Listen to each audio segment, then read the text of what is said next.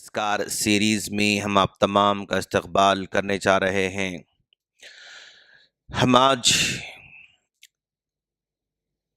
جس دعا کا آغاز کرنے والے ہیں یہ وہ دعا ہے جو پیارے نبی صلی اللہ علیہ وسلم کی زندگی کے سب سے غمگین حالات میں کی گئی دعا ہے،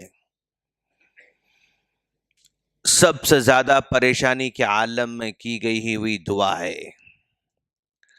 پیارے نبی صلی اللہ علیہ وسلم کو سپورٹ کرنے والے دو لوگ سب سے بڑے تھے۔ پیارے نبی صلی اللہ علیہ وسلم ہیں اور ان کو سپورٹ کرنے والے ایک ہیں اما خدیجہ رضی اللہ تعالی عنہ، اما خدیجہ رضی اللہ تعالی عنہ، اور ایک ہے دوسرے ابو طالب۔ ابو طالب یہ جو ہے دو آپ کی زندگی میں دو پہاڑوں کی طرح، دو بڑے بڑے ماؤنٹین کی طرح آزو بازو اللہ کے رسول صلی اللہ علیہ وسلم کو سیکورٹی فراہم کرتے تھے، مدد کیا کرتے تھے، ہر حال میں آپ کو ساتھ دیا کرتے تھے، اور یہ خاندان کے اپنے لوگ تھے، اور اپنے لوگ بھی سب سے زیادہ ستانے والے بھی تھے۔ ابو لہب بھی تھا، ابو جہل بھی تھا، بہت سارے لوگ آپ کو ستانے والے بھی تھے۔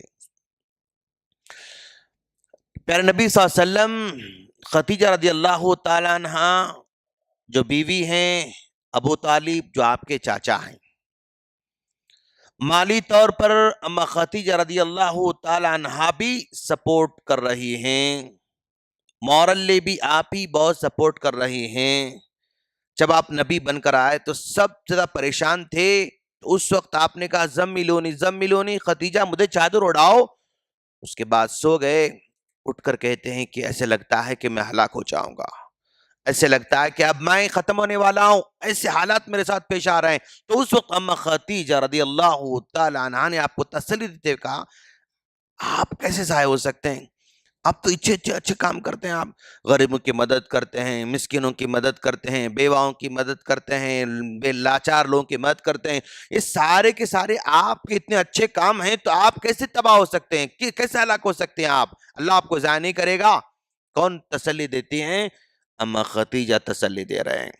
ابو طالب بھی ہر قدم پہ اگرچہ کہ ایمان نہیں لا رہے ہیں، اگرچہ کلمہ نہیں پڑھ رہے ہیں، لیکن بھتیجے تم کو جو کرنا ہے کرو، میں تمہارے ساتھ ہوں،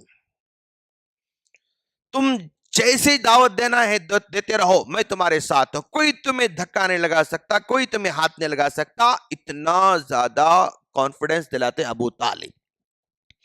لیکن ظاہر بات ہے یہ بھی بشر ہے، یہ بھی بشر ہے، یہ بھی انسان ہے، یہ بھی انسان ہے، اور یہ انسان ایک دن قبر میں چلا جانے والا ہے، ایک دن قبر میں چلا جانے والا ہے۔ اور سب سے پہلے یہ اما خدیجہ کا ساتھ چھوٹ جاتا ہے، انتقال کر جاتی ہیں، اما خدیجہ انتقال کر جاتی ہیں، جبکہ اللہ کے رسول صلی اللہ علیہ وسلم کو سیکورٹی فراہم کرنے والے، ایک قلعے کی طرح ساتھ دینے والے، ہر طرف سے آپ کو ساتھ دینے والے میں سے ایک جو ہے اللہ کو پیارا ہو جاتا ہے، وہ جو ہے چلا جا رہا ہے۔ اور اسی سال سیم ایئر آپ کے چاچا ابو طالب کا بھی انتقال ہو جاتا ہے، وہ بھی اللہ کے پاس جا رہے ہیں۔ تو یہ بھی اللہ کو پیارے ہو رہے ہیں اور یہ بھی انتقال ہو جا رہے ہیں۔ تو جو اللہ کے رسول کو جو سیکورٹی تھی نا، جو آپ کو پروٹیکشن ملا ہوا تھا انسانوں کی جانب سے، ہاں اللہ تعالیٰ واللہ یعصمک من الناس، اللہ کا وعدہ ہے کہ تم کو بچا لینے والا ہے، لیکن کسی نہ کسی ذریعہ اللہ بناتا نا بھائی، اللہ کسی نے کسی کو ذریعہ بناتا انسانوں میں سے۔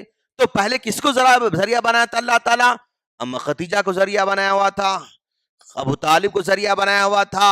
یہ دونوں بشر ہیں، ہمیشہ تو نہیں رہ سکتے، ایک دن انتقال کرنے والے ہیں، یہ انتقال کر جاتی ہیں اور یہ بھی انتقال کر جاتے ہیں۔ تو اللہ کے رسول کو بہت زیادہ صدمہ ہوتا ہے. اور جس سال آپ دونوں کے دونوں انتقال کر جا رہے ہیں اسی کو عام الحزن کہا جاتا ہے، غم کا سال، تکلیف کا سال. اللہ کا رسول نے اس کو عام الحزن قرار دیا. اب آپ نے سوچا کہ بھائی جب تک یہ تھے مکہ کے دشمن مجھے زیادہ تکلیف نہیں دیتے تھے، رکاوٹ تھی، ڈھال تھی، قلعہ تھے، سب کچھ تھے، اب یہ قلعہ پرابلم میں آ گیا، اب یہ سیکورٹی، یہ ڈھال پرابلم میں آ گئی. تو جب یہ دونوں انتقال کر جاتے ہیں تو اللہ کا رسول سوچتے ہیں کہ بھائی اگر میں ایسے ہی رہوں گا تو پھر یہ دشمن شیر ہو جائیں گے اور زیادہ پرابلم پیدا کرنا شروع کریں گے، قبل اس کے کہ یہ میرے اطراف رہنے والے جو مکہ میں جو دشمن ہیں یہ اور زیادہ اپنے ظلم کو بڑھا لیں. مجھے ذرا اسٹریٹجک بدلنا چاہیے، مجھے حکمت عملی چینج کرنا چاہیے، مجھے تدبیر کرنا چاہیے، مجھے کچھ پلان بنانا چاہیے. تو آپ نے سوچا میں کیا کر سکتا ہوں، مجھے کیا کرنا چاہیے، ایسے حالات میں میری اسٹریٹجی کیا ہونا چاہیے، میرا پلان کیا ہونا چاہیے. تو اللہ کے رسول نے یہ پلان بنایا کہ یہاں سے مطلب ایک طائف ہے، ہاں طائف میں جو ہے تین بڑے بڑے سردار ہیں،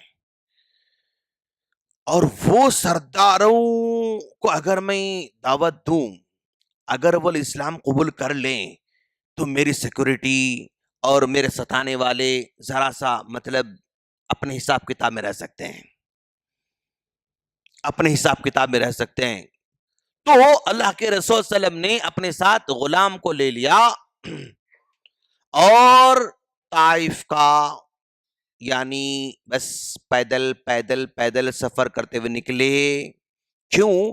اگر آپ گھوڑے پر نکلتے نا تو لوگوں کو شک ہوتا یہ گھوڑے پر کہاں نکل رہے ہیں، کہیں لانگ مطلب جرنی کا پلان ہے ان کا، کہیں لمبے سفر کا پلان ہے تبھی گھوڑے پر نکلتے ہیں. اگر چھوٹا موٹا کہیں سٹی کے باہر جانا ہو، گاؤں کے باہر جانا ہو تو گھوڑوں کا استعمال نہیں کیا جاتا ہے. تو اللہ کے رسول نہیں چاہتے تھے کہ میرے سفر کی اطلاع کسی اور کو ہو، میرے مکہ چھوڑ کر جانے کی اطلاع کسی اور کو ہو، آپ اللہ کے رسول نہیں چاہتے تھے. تو بجائے گھوڑے پر جانے کے، بجائے اونٹ پر جانے کے، اگر اونٹ پر جاتے لوگوں کو ڈاؤٹ آتا یہ مکے سے کہاں باہر نکل رہے ہیں، لوگ چوکنا ہو جاتے. اگر اونٹ پر جاتے، گھوڑے پر جاتے، خچر پر جاتے، لوگ چوکنا ہو جاتے تھے. تو لوگوں کو وہ اشارہ بھی دینا نہیں چاہتے تھے اللہ کے رسول، بس خاموشی کے ساتھ پیدل طائف کا سفر کرتے ہیں. اور طائف میں پہنچ کر تین سرداروں کو انہوں نے دعوت دی. طائف کو پہنچ کر انہوں نے تین سرداروں کو دعوت دی.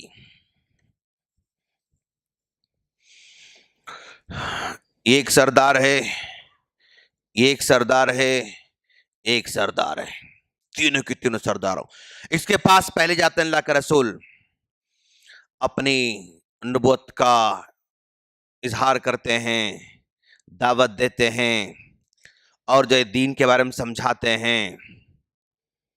تو یہ کہتا ہے اللہ نے تجھ کو نہیں بنا کر بھیجا ہے، اگر نبی اللہ نے بنایا تو یاد رکھو میں کعبۃ اللہ کے پردے کو پھاڑ دینے والا ہوں، تم کیسے نہیں بن سکتے ہو. تکبر میں، غرور میں آ کے اس نے اللہ کے رسول کی توہین کی. اگر تم کو اللہ نے نبی بنایا ہے تو میں کعبہ کے پردے کو پھاڑنے والا ہوں. سمجھایا نہیں سمجھے، ٹھیک ہے اللہ کا رسول نے چھوڑ دیا. پھر اس کے بعد یہ سردار کے پاس آتے ہیں، ان کے پاس آ کر پھر نبوت کی دعوت، اسلام کی دعوت، توحید کی دعوت ان کو سناتے ہیں. تو یہ بھی کہتا ہے کیا اللہ کو تمہارے علاوہ کوئی دوسرا ملا ہی نہیں؟ کیا تم جیسا آدمی ملا اللہ تعالیٰ کو؟ تمہارے علاوہ کوئی دوسرا اللہ کو ملا ہی نہیں، تم کو نبی مانگنے بھیجا ہے. اتنا اس نے توہین کر دی، اس نے بھی ذلت کے ساتھ اللہ کے رسول کو ٹھکرا دیا. ٹھیک ہے، پھر اس کے بعد اللہ کے رسول یہاں آتے ہیں، یہاں آ کر اس کو دعوت دیتے ہیں. تو یہ ذرا ڈپلومیٹک سے بات کرتا ہے، یہ کہتا ہے اگر اللہ تم کو صحیح معنی میں نبی بنا کر بھیجا ہے تو تم دنیا کے سب سے بڑے آدمی ہو اور تم سے ٹکر نہیں لے سکتے، تمہارا مقابلہ ہم نہیں کر سکتے، تم کو چھیڑ چھاڑ نہیں کر سکتے. کیوں؟ اگر نبی ہو تم واقعی میں تو تم بہت بڑے عظمت والے ہو. تو اتنے بڑے عظمت والے کو میں کچھ بھی نہیں کرنا چاہتا. اب خاموش، ویٹ اینڈ واچ. اگر تم جھوٹے